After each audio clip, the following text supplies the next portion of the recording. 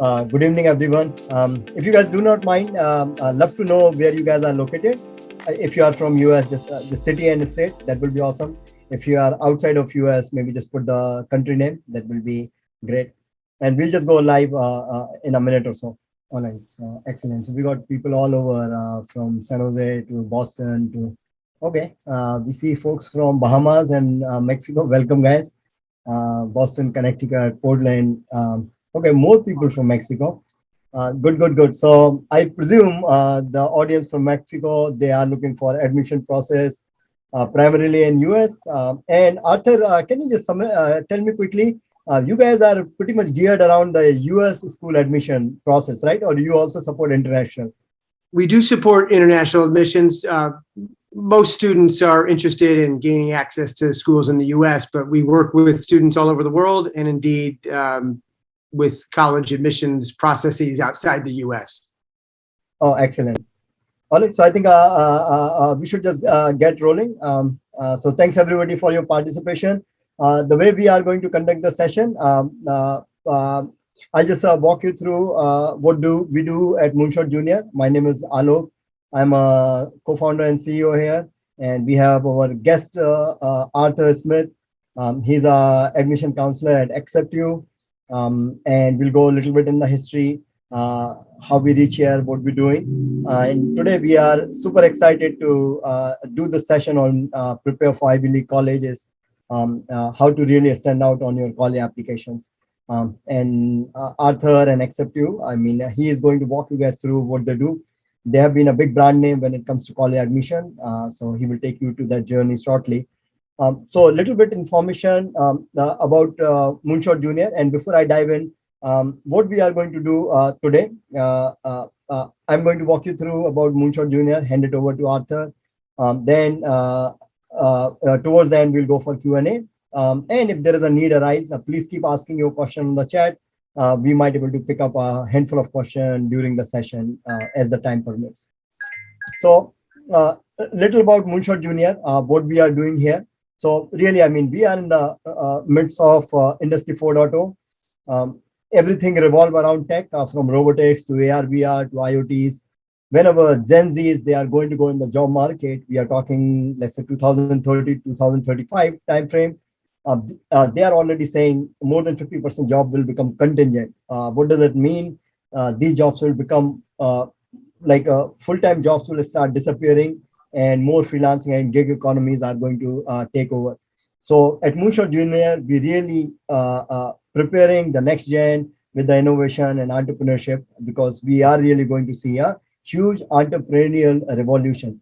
The industry is not really saying that tomorrow everybody will start coming out and start building their companies and hiring employees. What they are saying, the nature of job is going to change. So basically, you should have a skill, and tech skill are going to be at the forefront, but you should also have a mean to sell your skill, or able to present who you are. Having some level of your own self-branding, that is going to become critical. So that's really our effort. This is our ecosystem. It's a really an innovation, entrepreneurial mindset nurturing platform. We help students to in early realization of their passion. We help building skills through the hands-on product creation. Really, we brought a structured and scalable product innovation to K-12 students. And really, we provide the hands-on experience through product building experience. We help the student to take their product to the prototype, and that prototype to the market. And the market could be Amazon, eBay of the world. The market could be gaming platform. It could be Roblox. It could be app stores like iOS, Google Play. It could be NFT and so on. So really, here is a quick slide of how we deliver this education. So we keep tech at the forefront, from robotics to AI, ML to IoTs and so on. But at the same time, we teach the entrepreneurial skills and soft skills as part of our Moonshot Junior Innovator program. And here is an example of a handful of our kids. Once I'm done here, I'll hand it over to We at Moonshot Jr. offer a holistic education through our 4-stage innovator program with an outcome-focused learning and product development experience. It encompasses 360-degree entrepreneurial training by helping kids explore their area of interest and imbibe critical and life skills through hands-on experiential learning. Hi, I'm Sonia, and I'm from California, USA. As a little kid, I was always super interested in coding in Raspberry Pi. Hi, my name is Sambiranka.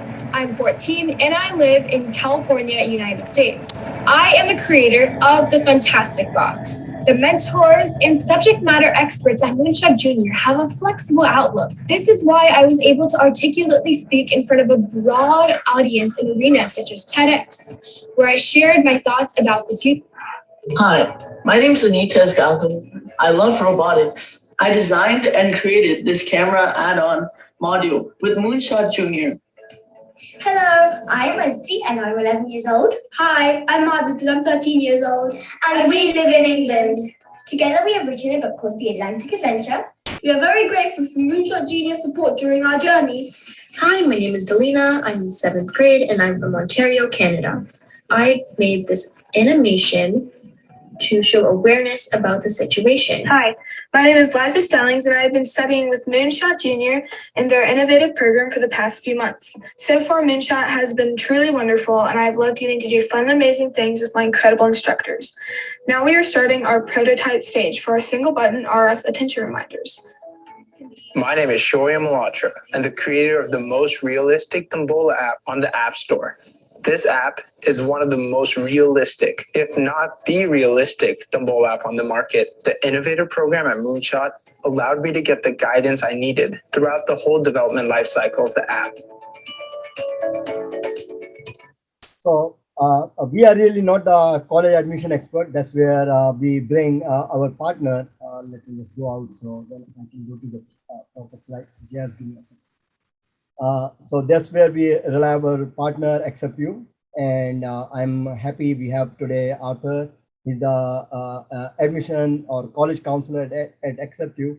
Our role as Moonshot Jr., we are really the gap filler, where once you identify your child is aspiring to go to Harvard or wherever, and AcceptU is the leader where they will be able to tell you how to get there.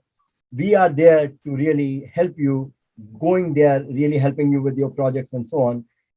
So I'd love to welcome Arthur, and he is he received his BA from Cornell. He also have a PhD from Duke, and he has been assistant dean of College of Arts and Science at Cornell, and also assistant director for undergraduate admission. So he has done this for years, and then I love to bring him on the stage and hear from him how we can really help our kids to take them to all the way to Ivy Leagues and top schools. Arthur, the stage is yours. Thank you, Alok. It's great to be here, and I'm very pleased to be representing AcceptU and my wonderful colleagues tonight, and also to continue our partnership with Moonshot Jr. I mean, the kinds of work that you all do with students really helps make our work as they get a little bit older and they start thinking about colleges. It makes our work a lot easier in terms of helping position them for successful college applications. So again, great to be here. Nice to meet all of you. I'm going to see if I can get my my PowerPoint up and running. Can you confirm that that's everyone can see the PowerPoint screen? Did I get that up and going properly? Maybe not yet. I think you need to hit the. Try one other button. Excuse me for being a little slow on that. And I'm thinking it should be about to share. Hopefully you guys can now see my screen. Am I doing a little bit better on this now? Yep, I think it works. You can see it. Very good. So thanks for your patience while I got the technical difficulties up. I imagine if I had one of the Moonshot students here, they could have gotten my PowerPoint going a little bit quicker than me. But again, nice to meet you. My name is Arthur Smith, here to speak with you this evening about how students should be thinking and families should be thinking about preparing for the Ivy League admissions process and really selective admissions in general. Alok was very kind in introducing me already. As he mentioned, I studied history and Africana studies in my undergraduate years at Cornell, then went on to Duke to receive my PhD, returned to Cornell and spent over 20 years there working in a variety of roles. Of particular importance, I think, tonight is my work as an assistant dean, where although I advise students in their curriculum, a major part of my responsibilities was chairing admissions committees for the College of Arts and Sciences at Cornell. So for about 12 years, I was in charge of the West Coast region for Cornell's College of Arts and Sciences in the admissions process. For those that may be interested, I also have an athletic background. If any of your students end up having questions about how athletics plays a role in highly selective admissions, because believe it or not, it does. I was a track and cross country coach in the evenings after doing my academic work in the day. So just a little bit of a fun fact about me, if there's any runners out there, I'm still an avid runner. But what I'm particularly fascinated about and what I really enjoy helping students and families with is navigating the selective admissions process at Ivy League schools. A little bit more about AcceptU and my wonderful colleagues that I work with, who also are very committed to helping students apply to selective colleges. AcceptU has been around for a little over 10 years, 2010. And from the beginning, I think AcceptU was a little bit of a trendsetter in the college consulting world, in that we have been a virtual company from the beginning. All of our counseling work with students and families is through Zoom or Google Meet or FaceTime or Skype back in the day. And all of our one-on-one meetings with students are enabled through those kinds of platforms. So all of us, of course, have gotten even more used to online tutoring, virtual education because of the unfortunate circumstances of the pandemic. But our business model, fortunately, or depends how you look at it, I suppose, unfortunately, was not interrupted at all by the pandemic, because we have years of experience in working with students, again, around the globe, one-on-one through virtual meetings. Our curriculum is designed with a common theme, a common curriculum in mind, but our counselors work very carefully to craft individualized programs to help students beginning in 9th grade all the way up through 12th grade. Students can sign up at any point in that time frame to get a leg up and to position themselves to be successful in this admissions process. Proud to say that we're the #1 rated admissions consulting firm out there. More, 5-star verified Google reviews than any other of our competitor firms. But I think what I'm most proud about, and I know my colleagues feel this way too, is that 90% of our clients through the years have been admitted to one of their top 3 choices. And ultimately, what we're trying to do in getting to know a family, and in particular the student, is understand what their goals are, what their strengths are, what their weaknesses are that may need to be shored up, and hopefully positioning them to find success in the process, to have one of the options that they're most excited about, at their doorstep at the time that college admissions office offers are released. Again, the way we do this is one-on-one meetings, regular meetings with students throughout their high school career. The team that I work with, there's more than about 25 counselors we combined, believe it or not, for 250 years of experience as admissions counselors in our previous lives, before we decided to take on these roles to be counselors to help families navigate what is often a very confusing process.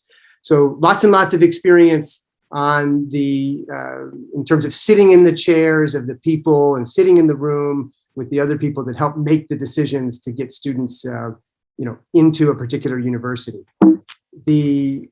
This experience, however, with working in selective admissions offices is also balanced out by significant experience in mentoring students. And on this slide, you see some pictures of some of my colleagues that I've worked with, that we continue to work with at AcceptU. You can see some of the institutions that they've worked at. My 25 or so admissions counselor colleagues have worked at as many as 40 different selective colleges and universities in their careers. But what I think is really important for families to understand, that's a nice advantage, is that collectively, our group of counselors has combined for over 60,000 hours of counseling. So in addition to the years of experience that we each have in the admissions seat, we also bring many years and many hours of sensitivity and understanding of what it's like to work with teenagers in a highly pressured environment. So as families consider signing up to work with AcceptU, there's a whole host of great counselors for those students to work with. It's a great team. And I think a key advantage is that students will get to work one-on-one with one of the great people in this group here. And even though some of us have worked at one institution, we're all very well versed in the processes across the spectrum of American higher education when it comes to admission. So yes, I've worked at Cornell, have experience at Duke, but certainly I work with students who are interested in a whole host of similarly selective schools, as do my colleagues that you see on this page. This combination of admissions experience and counseling experience has resulted in some terrific results. This is a snapshot, not fully complete list of all of the schools that our students were admitted to in the last cycle, but I think it gives you a sense of the breadth and the depth of universities and colleges that our students were able to be successful with. In fact, the total is close to 250 different colleges and universities that our students last year were able to gain admission to. And as I've noted earlier, these students come from all over the United States that we work with, and indeed all over the world. I know the purpose of the talk tonight is to talk about Ivy League admissions and other highly selective universities. Our students have been successful in gaining admission in recent years to all of the Ivy League schools. And, U.S. News and World Report released their somewhat controversial at times ranking of the top U.S. schools just yesterday. And looking through this, I think the top 25 schools in the U.S. News rankings, all of our students, or not all of our students, but our students have been able to gain access to all of those in recent years. But it's important to note that as we work with students, and one of the reasons I wanted to show you this list, is as you learn more about what a particular student's interests may be, the Ivy League is at our forefront tonight, but sometimes students discover that they're going to get more opportunities at a public university, perhaps given the nature of the academic work they want to pursue. Others are interested in art colleges or music institutes, and we certainly are proud of our track record of helping students gain access to highly selective universities, but there's a number of different routes that students may take. And again, I hope looking at this slide here, people can get a sense of really the unbelievable breadth of opportunities in American higher education, and also, the success that our students have had in taking advantage of that breadth. So that's a little bit about me, a little bit about AcceptU. At the very end of our presentation, I will provide a slide to give you some contact information. What we are happy to offer for all prospective students who may want to work with us is an initial complimentary phone call and consult to see what your needs may be and how we may be able to help your student be successful in the admissions process. So I'll provide that contact information a little bit later. But with this introduction behind us, I'd like to move into why we're all here tonight, which is to talk about how students and families should be preparing for Ivy League admissions. And I'm going to add to this Ivy League and highly selective school admissions. 5 main points I want to go over tonight before we wrap up with questions later in the evening. First, I think it's important to define what the Ivy League is and other highly selective institutions out there that you may be interested in. I want to talk about how the highly selective admissions process works. Understanding how it works will give you some very good insight into how students can prepare. I want to talk a lot about what families and students can be thinking about doing to stand out from other applicants. Again, another reason that we're really pleased to be speaking tonight with Moonshot, because of the great efforts they do to help students on a path to really innovate and take chances and try new things. These are exactly the kind of characteristics that help students stand out in the application process. I'll talk a little bit more about that later. Although I'm a very positive person, I do think it's useful from time to time to talk about the negative side of things. I will also point out some things not to be focused on, things that will really get in your way in terms of getting in. And then we'll wrap up with some general takeaways and advice before we get to questions. So there is a question, when we talk about Ivy Leagues and then when we also look at universities like Stanford, Whatever methodologies we are going to learn today, are they also applicable to places like Stanford? Thank you. That's a great question. And the short answer is yes. Ivy League schools and Ivy Plus universities, as they're often referred to, like Stanford and MIT and the University of Chicago, but also a number of other selective universities, which I'll mention briefly in a few minutes. The admissions processes and the characteristics that these admissions offices are looking for in students are virtually identical to the Ivy League. In fact, I don't think you could really, if you spent a day in both offices, find any significant differences. So the short answer is yes, we're going to talk about the Ivy League, but this will, as you'll see, will apply to other great places like Stanford. And so I'm really glad you asked that question, because I think it's important first, to talk about what is the Ivy League. Here's a beautiful picture of an Ivy League campus, but this could be a picture of a beautiful building on any number of wonderful universities around the country. And, we talk about the Ivy League, rightly so, as a kind of the iconic group of top-level schools in this country. And they do have quite a bit in common. There's 8 of them. They are highly selective. They provide excellent academic instruction, high-level research opportunities, and of course, they have wonderful reputations. They're also pretty wealthy and provide wonderful overall experiences for their students. But it's also important to remember, so that we're not only thinking about the Ivy League schools, I think it's important to remember the history of the Ivy League.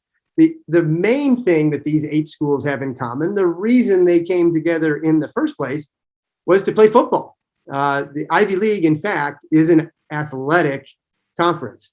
And because of that, I think it's important not to in any way put down these schools, but to remember that in addition to their excellent academics, the actual reason they exist is to play football, play soccer, play basketball against one another. And because of that, it may be worth families not only limiting their searches to these 8 particular schools who back in 1950, in an effort to regulate the excesses of American football, came together with a common set of principles and ideals.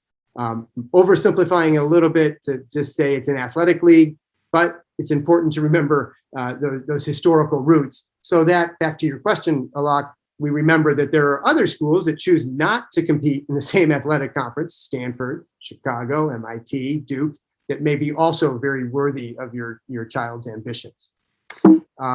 Looking ahead, just to continue to define what the Ivy League is very briefly, again, there are these 8 schools. They're also bound somewhat geographically. They're all in the Mid-Atlantic and Northeast states. We have a few that are in New England, Harvard University in Cambridge, Massachusetts, Brown University in Rhode Island, Yale University in New Haven, Connecticut, Dartmouth in Hanover, New Hampshire, are wonderful institutions in the Ivy League up in New England. Moving a little bit to the west, you had, and a little bit to the southwest of those states, you have 2 Ivy League institutions that are in New York State. And a lot of people get them confused. They're both in New York State, and they both begin with the letters C and O, Cornell and Columbia. But that's where the differences begin, and that's where the similarities end and the differences begin. Cornell is in the bucolic college town of Ithaca, New York, where I continue to live, and is a very large university, the largest in the Ivy League. And on the other hand, you have Columbia, which is in the much more cosmopolitan, I will freely admit, and very large city of New York. Very different campuses, very similar wonderful reputations. Yes, they begin with the letters C and O, but they have different academic strengths and certainly very, very different environments. You also have 2 schools down in the Mid-Atlantic region, Princeton in Princeton, New Jersey, and the University of Pennsylvania in Philadelphia. As I've mentioned, they all play athletics against each other. They have very challenging admissions processes. They are wonderful schools. But to be candid, I've always questioned, and I know my colleagues at AcceptU share this sentiment, always questioned the desire of a student or their family to apply to all 8 Ivy League schools. The reason I wanted to emphasize this athletic root of their connections and these very general similarities that they have in terms of academic reputation is to point out that each of these institutions, while wonderful, have very different campus environments and indeed have different strengths. So when a student says they're going to apply to all 8, and you may hear about this in the news, you may read a story every April of some student that got admitted to all 8 Ivy League schools. Well, good for them. But when you really look at what these schools offer and what they are looking for in the admissions process, it's highly unusual for a student with a very straight face and being very genuine saying, yeah, I would be equally happy at a place like Penn as I would be at a place like Dartmouth. Why do I compare those two and contrast them? Well, Hanover, New Hampshire is a much, much smaller town. It's a beautiful place in New England than Philadelphia, which is a bustling city down in the mid-Atlantic. More appropriately to your students' future educational experience, Dartmouth is quite small, Penn is quite large. Another comparison, which I started to make earlier, is Columbia University, which is not a small university, but the undergraduate population is significantly smaller than Cornell. And again, the student experience in New York City is going to be very, very different than the student experience in a college town like Ithaca. You may also discover as you go through the research process into these schools that particular majors, the engineering college at Cornell is outstanding. And a student that wants to study those particular disciplines may find more in common with Cornell, Princeton, Columbia, and Penn than they do with the experiences offered at, for example, Dartmouth and Brown. So I bring all this up not to impugn any of these schools because they are wonderful, but also to help people understand that you should look at each of these schools individually. And as we're going to talk about later, one of the keys to admission is to make a compelling and authentic case for why you belong at their particular campus. And given the very big differences many of them have, it's not a good strategy to just say, I'm going to apply to all 8 of these, even though they are wonderful. The other reason that I think it's important to not just limit yourself to these 8, even though they are great, is that there's a number of wonderful, what we will call, for the sake of argument tonight, Ivy peer institutions that have very similar admit rates.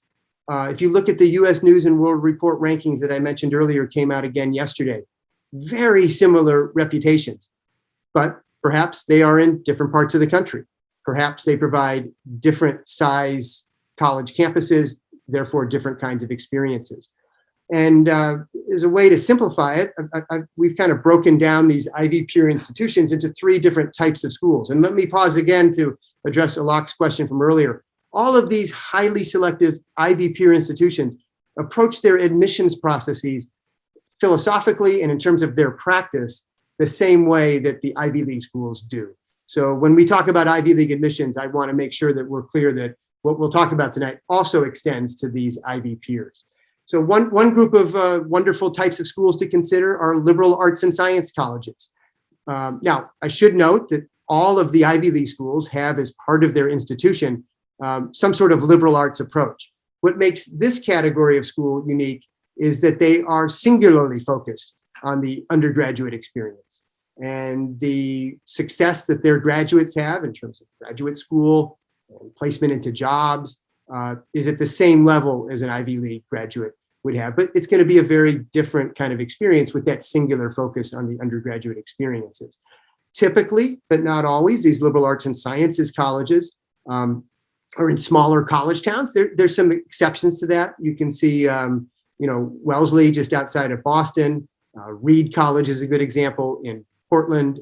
Barnard College in New York City. There are many that are in more urban environments, but generally you see these colleges, in smaller towns. And the emphasis in a liberal arts and sciences college is going to be on exploration, making sure that a student has breadth across the humanities as well as the sciences. They have a well-rounded education that allows them to study deeply and prepare them for what comes next. The second category here are the private universities. I've already mentioned Duke, and we mentioned Stanford earlier, certainly MIT as Ivy plus schools. It's a term and kind of in higher education lingo for schools that are considered just as highly difficult to gain admission to and have the same kind of reputation as the Ivies, but really all of the schools on this list, I think, fall into an Ivy plus category. But perhaps there's a student who loves the kinds of academic opportunities they see in the 8 Ivy League schools, but they don't want to go to school in the Northeast where there's a lot more snow. Well, Duke University provides the same kind of wonderful education and opportunities. It private university that educates both undergraduates and graduates the way the Ivies do, but down in North Carolina, like Stanford out in California, there's a lot less snow at those places. So obviously a primary driver of any student's decision-making process is where can I get a great education, but we should not feel like we have to limit it to the 8 schools that are in the Mid-Atlantic and the Northeast. If you like warmer weather, Duke, Rice, Emory, Stanford certainly suffice. MIT, not in the Ivy League. That's simply because they choose not to play football against that group of schools. Moving on to the third category, the United States is blessed with some amazing public universities. UC Berkeley, UC Michigan, UVA, you see the list here, some of the top universities in the world. It's important to know that if you're a resident of one of these states, your chances of admission are almost always going to be higher than if you're applying out of state.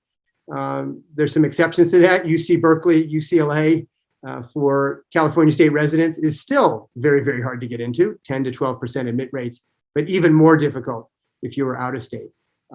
Looking at the University of Michigan, it's as challenging if you're not a Michigan state resident to get in as it would be to get to any other school on this list, including the Ivies. And again, what all of these admissions offices have in common is a commitment to holistic reading, which we're going to talk about in a little bit, and a process that is consistent across higher education in terms of how they evaluate their students. So moving on a little bit, let's talk about what those highly selective admissions. One question, Arthur. What about the private schools like Stanford or MIT? Do they give preference to the in-state or they don't care? Great question. Thank you, Alok. So private universities do not have the same expectation from their state legislature and for funding reasons or philosophical reasons to need to emphasize in-state residence.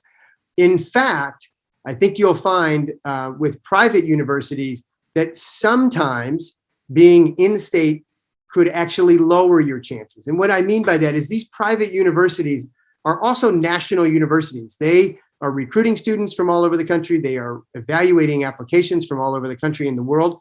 And they want to have that geographical diversity in their class.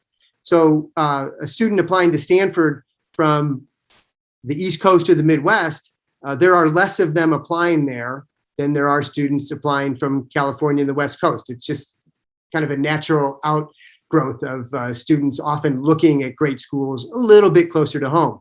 And if you are coming to the table and there's less people from your area of the country applying, I'll talk about this in a little bit as well, that could actually increase your chances. So the short answer to your question is no, there's no expectation that these private universities kind of emphasize their in-state applicants. And in fact, being out of state, sometimes that geographical diversity that a college admissions office is looking to put together might actually help an out-of-state student more than an in-state student. Thank you. Thanks for asking that. So let's turn the page to talk a little bit more about the what do we mean by highly selective admissions? What's the process? I'll get to in a second. But really, let's talk about what it means. So many times families ask me, what is the key to getting into an Ivy League school or a place like Stanford or Chicago? And the important thing to keep in mind is there's not ever going to be one thing. There's a lot of moving pieces to this. But I want to start with one thing that is absolutely critical. And if a student doesn't have this first item, they're not going to move very far in the process. And that is the rigor of a student's curriculum and their grades. A very sometimes frustrating thing for families to get their minds around when they first start thinking about college applications is they're looking for what's the GPA that my son or daughter needs to get into an Ivy League school. And I hate to tell people this, but the GPA is a meaningless number. College admissions offices are not going to compare the GPA of a student in suburban Chicago to the GPA of a student in suburban. So there's never going to be a circumstance where they're going to compare the GPA of a student from the Midwest from a student down south in Texas. Why is that? High schools all do their grading differently. There are different grading scales. Some grade on a 4.0 scale, some on a 4.5 or a 5, some on a 100-point scale. Colleges are not going to just take those numbers at face value. They also understand that certain high schools present a greater level of rigor than others. So a 4.0 at one school may not be as meaningful as a 3.7 at another. And this is why, and I'll talk about this in a little bit, all of these selective schools organize their reading processes when they evaluate applications regionally. So to get around the GPA, the most important thing is the rigor of the curriculum, and then doing as well as you possibly can in your high school in that rigorous curriculum. So admissions officers are very in tune with what the possibilities are in terms of AP classes or IB classes at a particular high school. And they're going to want to see that you take as rigorous a curriculum as is actually possible, physically possible, given the constraints of the day at your high school. And you don't need to worry about whether your cousin who lives on the other side of the country is taking more APs than you. If you're taking the most APs your school can offer, that's what admissions people are looking for. So it's the rigor. And then within that curriculum, doing very well. Does not mean you have to have all A's, but more A's than B's is certainly a first step. And if someone's getting a C or a B, we're hoping that those lower grades would happen in ninth grade. The most important grades to an admissions office are those that have happened more recently, and they'd like to see upward trends. So another question I get all the time is, I've done great from 10th grade on, but I had a rough freshman year. Well, if 10th, 11th, and 12th grade, you took a very rigorous curriculum and there was a huge uptick in your performance, that ninth grade performance is not going to be something that comes back to haunt you. On the other side of the coin, a dip in performance as you take more challenging classes later in your high school career could be problematic. Fortunately, this is not the only aspect of selective admissions. I mentioned earlier, there's never going to be just one item that makes the entire difference. The grades just happen to be the most important part, and they will remain that way. After an admissions committee evaluates the rigor of your curriculum and your grades, the next thing that becomes important are standardized tests and your essays. Now, a quick note on standardized tests. As you may or may not be aware, with the pandemic really limiting the opportunities for high school students last year to take the SAT and the ACT, these long-standing standardized tests in this country that are used for college admissions, the vast majority of schools in this country and nearly all of the highly selective schools have moved to what's called test optional, meaning you are no longer required to submit your SAT or ACT. This is a huge change in college admissions. I can't emphasize enough what a big difference this is making in how college admissions offices review their applications. But this does not mean a student should skip the standardized test, because test optional means you still can submit it. And I want to assure you, students are being admitted to Ivy and highly selective schools now without test scores. But if you can do exceptionally well on these tests, they do remain very, very important. Test optional is different than what's called test blind. Some schools around the country are slowly testing the waters with test blind. Test blind means they will not look at your test scores at all. Even if you want to submit them, they are going to ignore them. The University of California system has moved this way. Indeed, some of there's 7 admissions offices at Cornell, where I used to work, and 3 of those colleges have gone test blind. But notably, the rest of the Ivy League and the rest of the admissions offices at Cornell are still test optional. So how to decide whether to focus on this or not? I tell all of my students, stay focused on it. If it doesn't go as well as one hopes through lots of preparation and multiple testings, again, there are other aspects of your application that will make a big difference. And I'll talk a little bit more about testing in a bit, but just to turn to the other aspect of this application that has always been important, but I think now is maybe the second most important piece of the puzzle after your grades, and that is essays. Whether a school is test optional or test blind, there is even more emphasis than there already had been on trying to understand what are the attributes that this particular student brings to the table. What are their goals?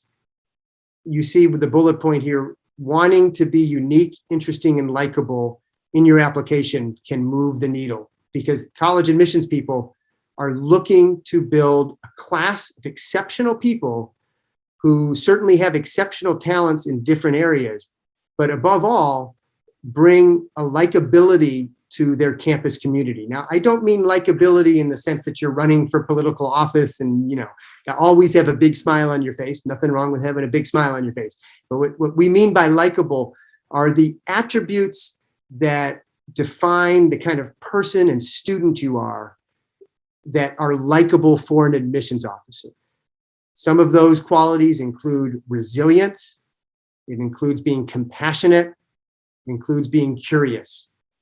And I think all of us would agree, the people we've met in our life who have overcome obstacles, being resilient, who are sympathetic and caring about other people, compassionate, who are interested in lots of different things, who are curious, always investigating things beyond their work or their school, that these are very likable people. These are the kinds of interesting and unique students that college admissions offices are looking for. And, I mentioned this earlier, this is a reason we love working with students who've gone through Moonshot, because the kinds of programs that young people get to do through Moonshot really develop and give examples of that curiosity. I'm very impressed looking through some of the projects I've seen from Moonshot students where they've taken the initiative to create a very interesting and unique, they've created their own company, and that what they're doing is helping somebody else. It's providing tutoring for a group of students or resources for a student in a different part of the country who doesn't have them. Not only is that interesting and inherently likable because of the curiosity and work involved, but the fact that they are helping other people along the way. Again, these are the kinds of unique, interesting, likable characteristics that admissions people are looking for, and they will look for that in the essays. We work very, very closely at AcceptU with students on trying to touch on these various attributes in their essays throughout the application. Another very important part of selective admissions, after they've evaluated or around the same time that they're evaluating your essays, is what has a student done outside the classroom? These colleges, as I've mentioned, are looking for exceptional people. They want to see students who have independence, who have initiative, who are leaders. And getting involved in activities at the school outside of the classroom, working your way up to have a leadership position by the time you're an upperclassman, that's a great way of doing that. But students don't have to be limited to activities at their high school. Again, another wonderful thing about the kinds of programs that Moonshot runs is the opportunity for students to create an organization, create an activity, the leadership involved in that, and the independence and initiative outside of the context of their peer group, taking that kind of control of a neat idea. These are examples of great extracurricular activities. I also want to note with extracurricular activities that it's still a good thing for students to get involved in the chess club, be on the computer science club, play sports. And I think it's also very important, I will mention this several times, that younger students feel that it is absolutely okay to try on activities early in their high school career and discard them if they're not finding them interesting. College admissions people are not looking for a career path in high school that is completely avoiding bumps in the road. They want to see students trying things and taking risks, and they're going to be very understanding and very appreciative of a student trying something in 9th or 10th grade, realizing it's not for them, and then doubling down into some other activity later in their career. So that exploration, that willingness to try new things should always be encouraged, always be encouraged. I really worry about students that feel like they have to get set on a particular path in 9th grade and discover after a couple years when they're only 15 or 16 that they don't actually enjoy it. College admissions committees want to see passion, but they also want to see that someone has explored multiple avenues. Well-rounded is important, but really going deep into an activity is really important. Yet, if that student is viewed as one-dimensional, that could be problematic. Another aspect of selective admissions that's really, really important that will go into a final decision are the letters of recommendation. Most of these schools require 2 letters of reference from a high school teacher, and the guidance counselor reference letter is required. So your guidance counselor in high school will definitely be writing a letter. And that's a very important one because the guidance counselor can place the student in the context of the school in the overall class. These letters of reference can do a lot to confirm the themes that the student has already begun to develop in the essays and their activities. These likability characteristics, the resilience, right? The curiosity, the compassion. Teachers can speak to this as well as to the performance in the classroom. So cultivating teachers and guidance counselors, I'll talk about in a few slides, is important. This is holistic reading. Yes, the grades are always going to be the most important thing. Essays are right up there with that. Standardized tests can make a difference, but a great standardized test by itself will not get a student into these schools. College admissions people in the Ivy League and the Ivy Plus schools have countless tales of the 1,600 student which is a perfect SAT score, or a 36 ACT, whose transcript was riddled with B's and C's, or didn't take maybe they was all A's, but did not take a rigorous curriculum. Those are easy refuses for students. So it's overly simplistic to think that a test score alone will get you in. That said, a strong test score in conjunction with these other things that I'm talking about can move the needle, even in this era of test optional. What's a good way to determine whether a standardized test is worth submitting and will help you in this process? I help my students investigate the past SAT ranges at a school that they're looking at. And if that score is in the kind of the top 50th percentile of what that school has admitted in prior years, we're going to submit that. And if that score is really in the top 25th percentile, the top quartile of what they have admitted in the past, it's almost certainly going to help. Why is that? Let's remember that these schools largely, most of them anyway, moved to test optional a little bit reluctantly. Some schools before the pandemic were already going this way. They had philosophical reasons to doubt, and there are good reasons to doubt whether these standardized tests prove anything. But most schools were forced to do it because of the circumstances of the pandemic. Therefore, if they can get a result that's very good and it confirms the other great things that they're seeing on an application, it gives them a lot more confidence to admit a student. So I think it's very important for families to still take these tests very seriously. But if they don't go well, you don't have to submit them anymore. And the rest of this holistic process are still the things that are going to make the biggest difference. So there is one question are there about the test, the SAT and ACT, are they equally accepted and perceived? Thank you. I should have mentioned that. I'm so glad you asked that. Thanks, Alok. So the SAT and the ACT are different tests. They have different scoring systems, but the answer to whether they are equally valued by selective college admissions is a simple yes. They absolutely are. They are interchangeable in the mind of almost any college admissions person in the country. So there's no concern about that. And in fact, as students consider preparing and studying for these exams, it's worthwhile in working with a tutor or on your own, if you're studying with Khan Academy or just, taking practice tests on your own, to see which one you feel like you can be more successful at. Some students find that the format of the ACT, which moves a little bit quicker, is better for them. Other students find that the SAT fits their approach to testing more effectively. We want to go with the score that is the best. And if you did well on the SAT, but poorly on the ACT, you do not have to submit the ACT and the school will not see it, and vice versa. So both are great, and it's worth a student investigating to see which one they're going to be better at. Thanks for asking that.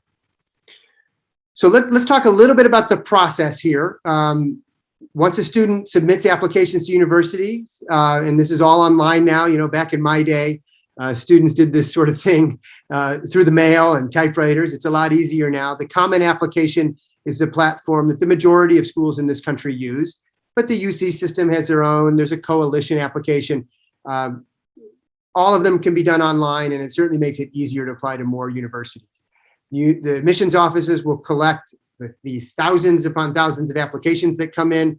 Quick example with Cornell, just a couple years ago, they were receiving between 50 and 55,000 applications a year. This past year in the pandemic, I think there were about 68,000 applications to Cornell. So, lots of applications coming through. Those numbers are similar at a lot of these great schools. What they all do once they collect your materials, once you've hit submit, once your guidance counselor has sent in the transcript and the letters of reference, is they are going to organize the applications by geographical region. And I touched on this a little bit earlier when I talked about why GPA is not a number to get solely fixated on. They want to examine you in the context of the community that you came from. So they don't examine students, generally speaking, all of the biology majors in one pile, all of the physics majors in another.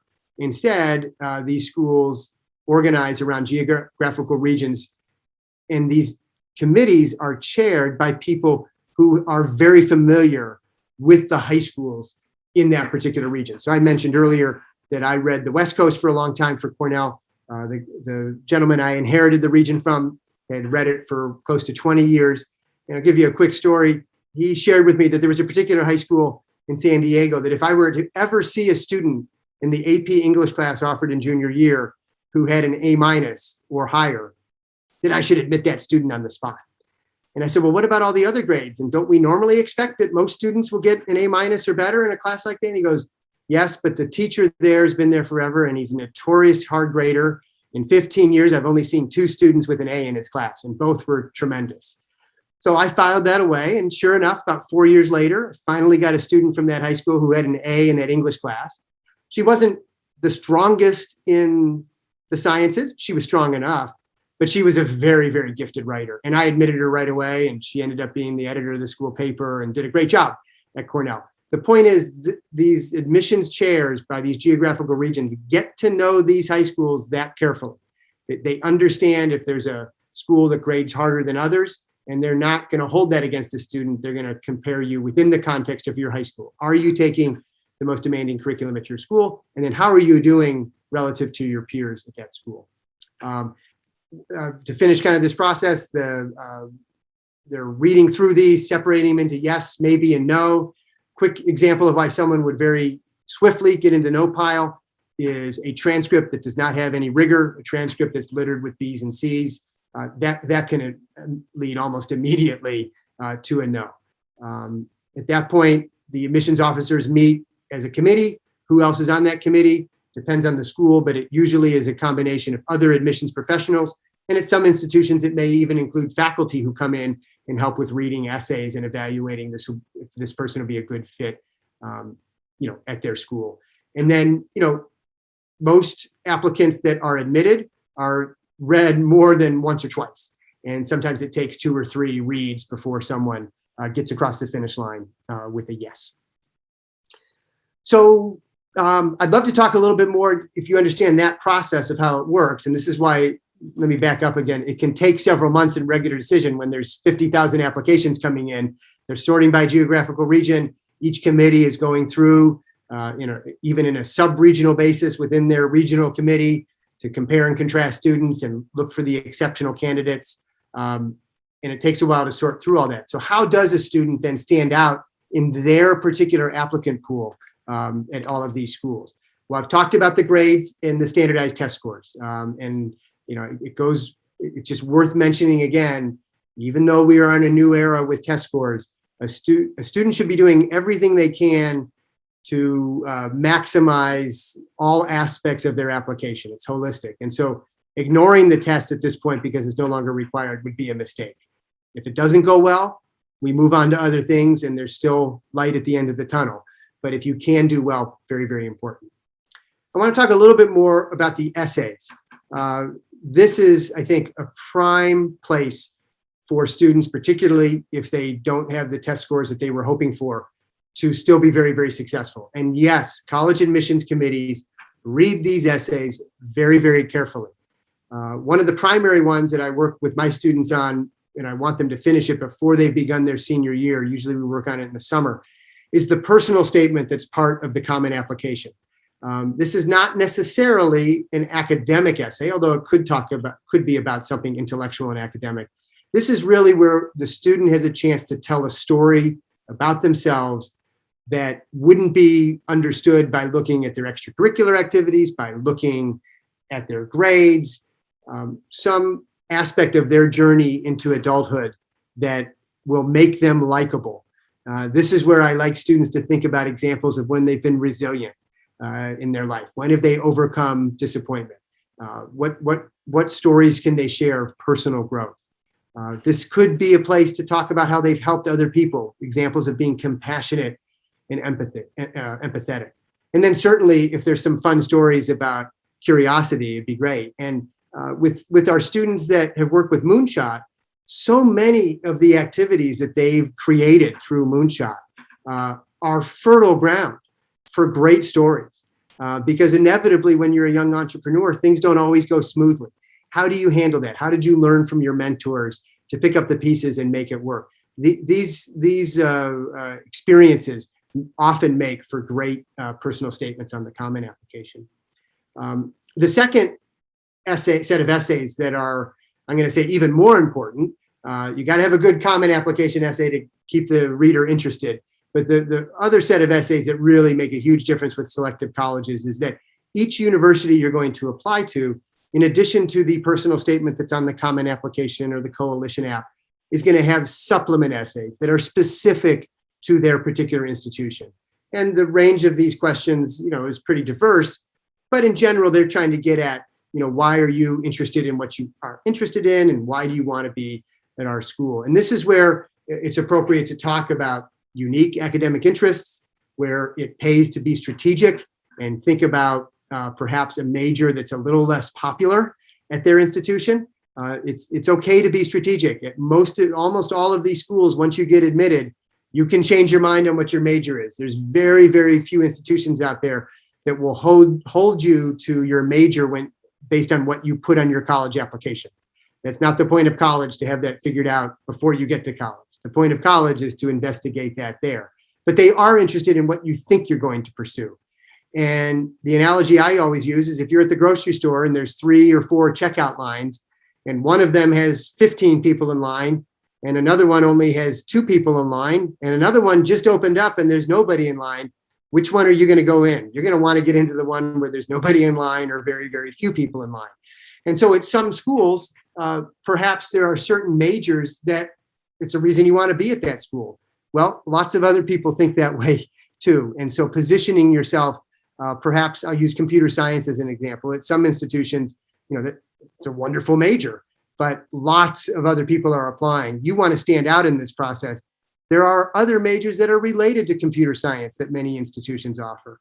Data science, applied math. Let's talk about those in your application, in your supplement essay, and get to the front of a shorter line.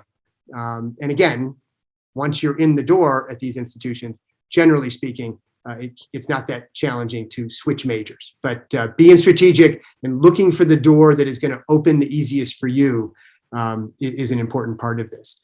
Another way to stand out is demonstrating interest in particular academic programs that may be a reason why that school is as strong as it is. So being able during high school, if you want to study physics, to connect with a local community college physics professor and do some work with that student, with that professor. If you're interested in economics, getting an internship at a company that maybe sells stocks and learn a little bit more about how those companies operate and what are the underpinnings of a successful business person. Demonstrating interest in the academic areas that you are passionate about and that you're going to talk about in your application. Finding opportunities outside of your high school environment to demonstrate that interest is important. And again, Moonshot can be great. You have students who are very technically minded, who want to create innovative new products. Being able to be mentored in that outside of the context of your high school environment, taking the initiative to go above and beyond to learn these sorts of things is a great way to connect the dots for a college admissions committee. They may see in your transcript that you have very strong grades in math and science. Then on your supplement application, you're talking about wanting to study these technical fields in college. Well, we can connect the dots with something that like a Moonshot could offer in terms of creating new products for people, creating new technologies, innovative kind of products. That's great for a college admissions office to see that you're not just a good student, that you've gone outside of your environment to continue to explore those particular interests. It's also useful in this process to be successful in things, winning awards, competitions, great. And we certainly encourage students to keep track of these things. And also in choosing extracurricular activities, we want you to pick things that you're going to be enjoying, but also thinking about how you can impact people around you in your own high school. That could have a lot to do with then choosing a similar activity at a college and impacting their campus. And college admissions committees love to hear about how you might want to continue a particular club that you joined in high school, maybe as a community service organization, and how you're going to continue to do that sort of thing on their campus. Let me turn very quickly before my final slide to just some things to avoid. Again, I like to focus on the positives, but there's a couple of things that if you're doing these things, you're going to be in trouble. So students that don't want to visit colleges, visiting colleges matters. Signing up for info session, going on tours, to be able to talk about it in your supplement essays makes a big difference. But when college admissions committees are trying to decide amongst a very talented pool who to admit, they would like to spend that precious capital on a student who they think might actually come. And if you have visited their campus, they feel better that you're genuinely interested and you're not just applying because of the reputation. Another thing to avoid is not treating others well. Remember that recommendation letters are a very, very important part of this. And if a teacher talks about how a student is disruptive or not able to build consensus in the classroom, or is talking over other students, that's not going to play well. Just following the crowd, just doing what other students do, in other words, therefore not being unique and interesting, that's a quick way to not get in because you're therefore not standing out. I love seeing younger students joining clubs, but over time you want to be able to take the initiative. You want to climb the ladder and find leadership positions, work with organizations like Moonshot to find opportunities for you to create. Independence and initiative are valued commodities with college admissions people. And so not taking that initiative can hurt you if there's no evidence of that. I also talk to students all the time about how it's okay to be undecided on your college application, but it's not okay to be profoundly undecided.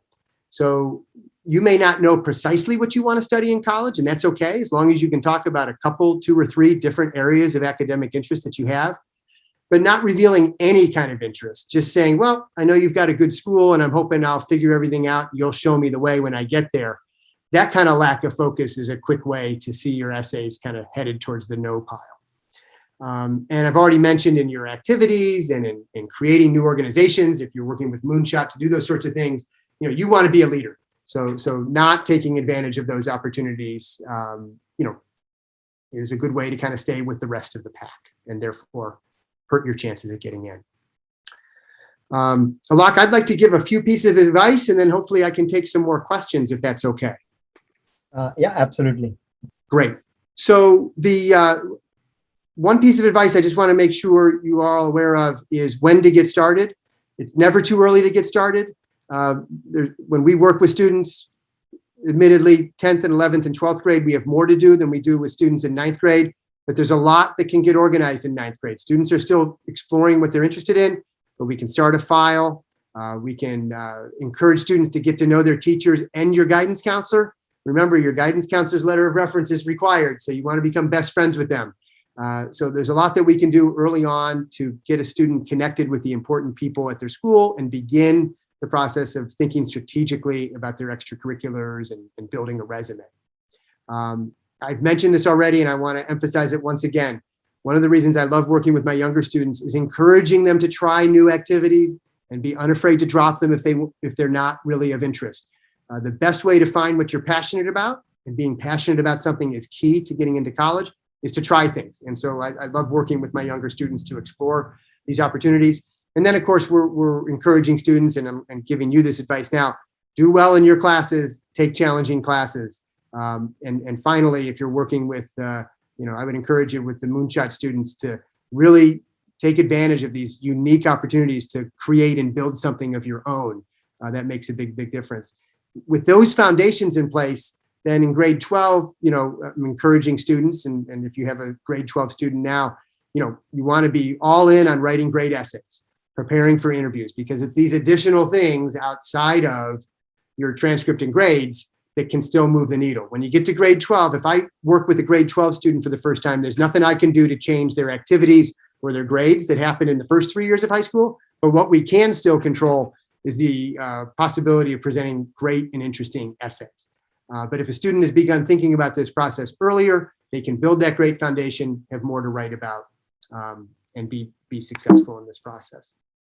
So I probably went about 10 minutes longer than I intended. Thanks for your patience. This last slide I have gives you some information on how to contact my colleagues at AcceptU. As I mentioned at the very beginning, we do an introductory complimentary call to help assess your needs and give you a sense of how we can help. And I think on the next slide that we're going to see a little bit later, this will probably still be here. And I'm happy to take further questions and stay longer. So thanks for your time. All right. Thanks, Adar. What a treat. And we started with over 70 participants, and we still have over 70 participants. That's really a litmus test how much people love this topic and they enjoy your talk. So thanks a lot. And we'd love to take several questions. Everybody, we have a poll. So if you can participate in that poll, and in the meantime, we'll start taking questions. And I already have a long list of questions, not a list. So let me start. So I think this is a very interesting question. They are saying if there are 60,000 or more applications, as we are hearing in Cornell, how do these admission counselors able to get to so many essays? 60,000 essays is not a joke. No, it's a big time commitment for these admissions officers. And what they've done is they've hired more. Most of them have hired more readers to enhance the overall committee. There's more people on the committee now that help them kind of read through the essays the first time through. And these additional readers are usually retired faculty members or other academics at the school. But it's a big challenge. And it also emphasizes one critical strategy that I was remiss in not mentioning. And that is these selective schools have two different admissions deadlines. There's an early deadline and a regular decision deadline. The regular deadline typically is in January. That's when the vast majority of applicants apply. And you'll find out in April if you got in. The early deadlines are, around November 1st. And if a school offers what's called early decision, they will get back to you with the decision in early December. The expectation, however, and the student will sign this expectation, is that if they are admitted in early decision, that they will attend that school. And so when a university knows that a student is definitely going to come, they are far more motivated to want to take that student. And I'll give you a quick example. Cornell in regular decision has about an 8% or so admit rate. In early decision, it's a 23% admit rate. They get less applicants in early, but they take a higher percentage of those applicants than they do in regular. And so you have a double whammy to your point. There's so many more applications coming through, but it's a tougher process. Got it. No, that's very, very informative. So another question is, how much is scrutinizing really the admission officers they are going to do on extracurricular? It's a very, I'll say, vague area. You can write anything. There is no way to verify. Right. So you're right. A student could, I suppose, make something up about what they did. And that's where the teacher letter of references help support and confirm the kinds of activities that a student is saying. The guidance counselor reference helps with that. I always encourage my students to share their resume with their teachers so that they can also confirm some of the things that they've done. But it's also worth noting that in addition to the two required teacher references and the guidance counselor required letter, that a student could add additional, not required, optional letters of reference. And this is where someone who's worked with Moonshot, I would encourage them, if they've ever had a mentor in the project that they're working on, to get a letter of reference from their mentor. And it doesn't have to be Moonshot. It could be a program they're working with in their local community. Maybe they're interning at their local representative's office. Well, get that representative to write a letter for you to kind of confirm that sort of thing. It makes it easier for college admissions people when they see this prime activity that's really unique, that they want to believe is very, very important. And then they see the validation and the confirmation from a letter of reference. that can really help. Got it. That's fantastic. So another question is really how the AP score versus the grade for the same class really compared. Which one trumps or has higher weightage? So with the question, you broke up just a little bit. Was it a question comparing AP to IB or just AP in general? AP and general grade for the same kind of class. Thank you for that. So AP, and I will also add to your question, IB curriculum. Most schools offer either one. They are always the preferred option, especially as someone becomes an upper class student in their high school. That means that it's a signal to the admissions office that that student is taking the most rigorous course of study at that particular high school in that particular subject. And so quite frankly, a B in an AP class would be preferred over an A in a regular class. If an admissions office was comparing those two students, they would rather see, the slightly lower grade in the AP class than they would the other way around. Now, if you're going to get a C or a D, I wouldn't recommend the AP class in that sense, but always choosing the AP or the IB. And the IB curriculum is terrific because that's over 2 years. But people ask me all the time, is one better than the other? No, it's whichever one your school offers. And if your school is unique and it actually offers both, those are the kinds of things we're happy to, advise a student on which way to go. But I'm a big fan of the AP curriculum. And in particular, since the SAT no longer offers what's called a subject test, this is another thing that went by the wayside during the pandemic. Subject tests kind of tested your knowledge in a particular academic subject in a way that the SAT does not. AP score results may potentially evolve into kind of a nice tool for admissions offices to replace that SAT subject test. But what's more important than your AP score result is your grade in the AP and the fact that you took the AP class during the school year. Got it. So does selective school or highly selective schools have an upper limit on how many to admit from a specific geo region or? Yeah, that's a really good question. So yes, they will give the admissions committee chair a target number of admits. There's usually kind of complex formulas and years of data that go into determining what that's going to be, because they're also trying to, factor in their expected yield. Is it for a school in New England, is the student they admit from California actually likely to come compared to the student maybe who lives only 4 hours away? Are they more likely to come?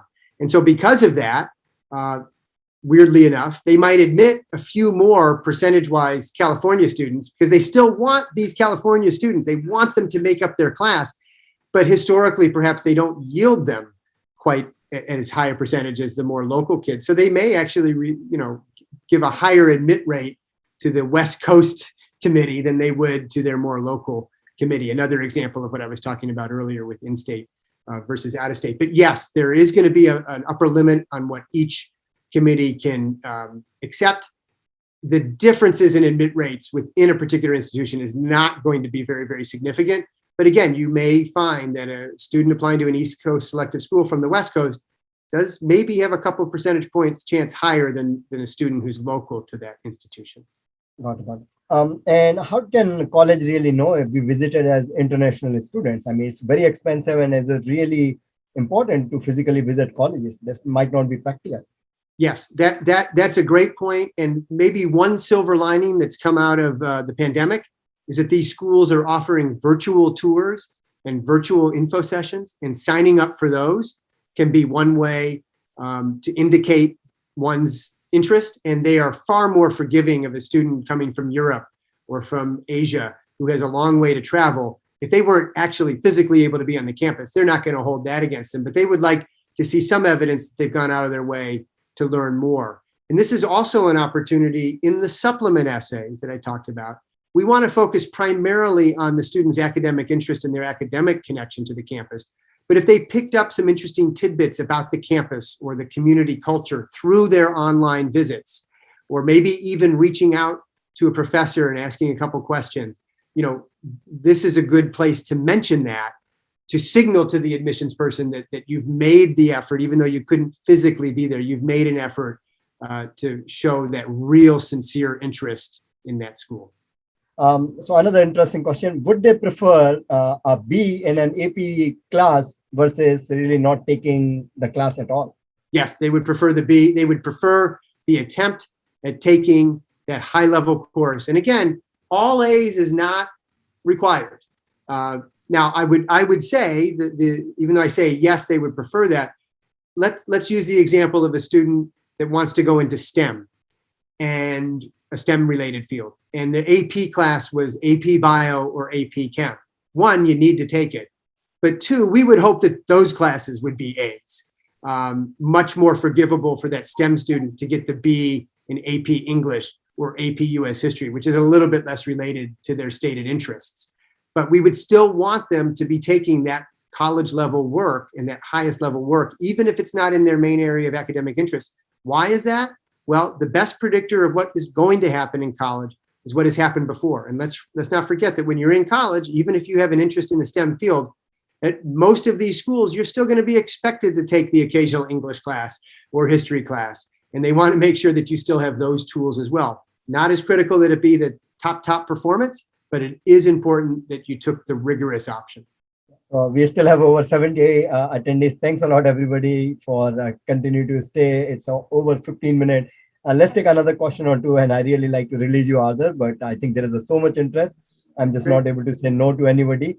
So another question is, what is the value of Psat and National Merit Scholarship? I'm not sure if the Psat scores are even visible, especially to the students who want to take ACT. Great. So the PSAT, the Psat, whichever terminology you want to use, the score itself is not going to be evaluated by a college admissions officer, but it's still important for two primary reasons. It's a preliminary SAT. It can be very helpful for students and families to kind of get a sense of where you're likely to end up with the SAT. Taking the test in the testing conditions and environment is a lot different than just kind of taking a practice SAT at home. And so students can get some really good feedback on what they may need to work on in the process.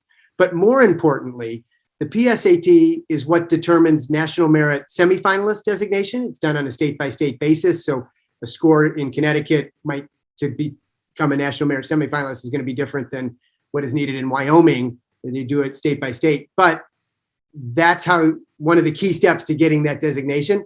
And colleges do like to see if you had that designation. I mentioned probably too briefly that adding nice awards and accomplishments to your application can help. And a National Merit Semifinalist designation is good. And so you would earn that through the PSAT. And then don't forget that it's good preparation for the SAT itself.